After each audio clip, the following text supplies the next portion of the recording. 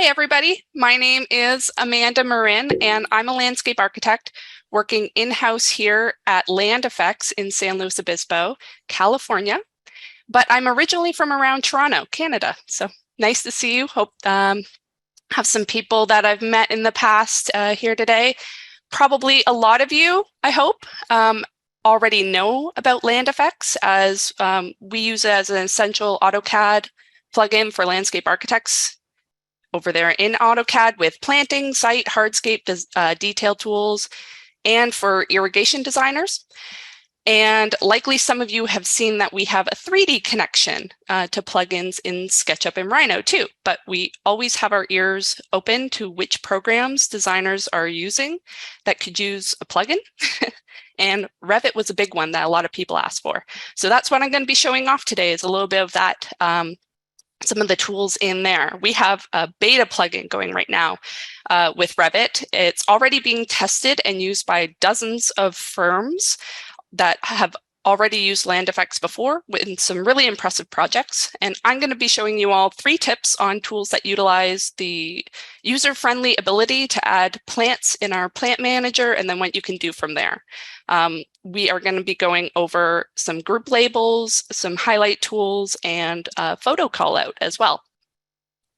So if you have used Land Effects in CAD, and feel free to chime in the chat if you have, you probably recognize this plant manager over here. I got to it from the plant manager icon up here in our Planting FX ribbon. And I've already started to add a lot of plants into here. It's really easy to do. If I want to add a new one, I can just click New. I can search for something like, I don't think I have a tilia in here, so I can go grab that. You can search for botanical or common name, and I can go ahead and grab one of these. I usually go for that one, even a lot of different varieties, but I'm just going to add this one in. Click Done. And once I've got that, I can edit it. And a little bit more user-friendly, right? You got a lot of, you can set a bunch of parameters to it, like sizes over here. Oh, number 10, probably I'll go for like a 2-inch caliper, maybe wire basket. And I can choose a family for it. I'll go with this one, and I can choose a symbol width as well in either feet or meters. So once I've got that down and I go ahead and place it in my model in here, I can do some of my tips with it. So I've kind of placed a few in here, and I go to Site.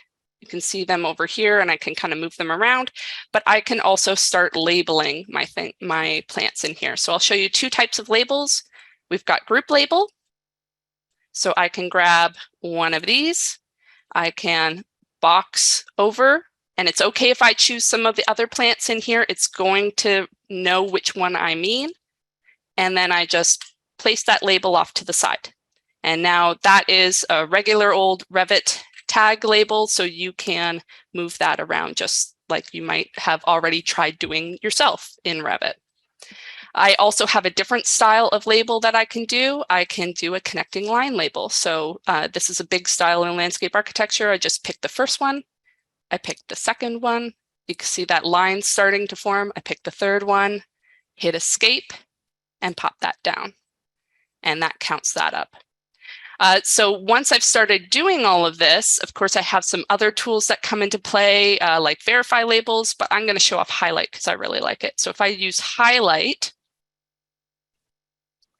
I can start analyzing my drawing and finding things. So if I want to make sure, okay, which plants exactly is that label labeling, or especially for maybe this one, if I do highlight on this one, because since it doesn't have connecting lines, I can see all of the plants that it's actually labeling.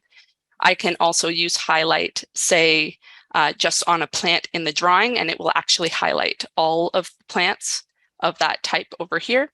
And I can highlight from the plant manager. So I can grab over here and click highlight down here. And that highlights all of those plants in my drawing. So I can find them all.